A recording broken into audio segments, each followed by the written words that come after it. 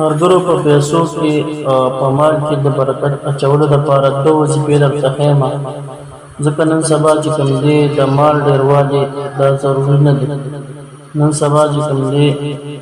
په مال کې برکت دا ضروري دی. یو انسان سره ډېر زیات مال حال وي لیکن په هغه کې برکت نه د هغې څه فایده نه وي، او یو انسان سره لږ مال وي لږې پیسې وي په هغه کې برکت وي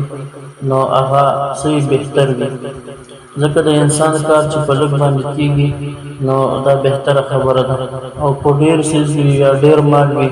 او هغې کې برکت نه وي نو د هغې هېڅ فایده نشته. نو زه تاسو ته وظیفه ښیم چې کله انسان د بانک نه پیسې روباسي یا چې کوم دی د بټوې نه روباسي یا دغسې په بانک کې ایږدي، بټوه کې ایږدي، په جیب کې ایږدي، نو دا دعا به وایي. کله چې ایږدي نو ایښودو سره به دا دعا وایي: بسم الله فی کنز الله، بسم الله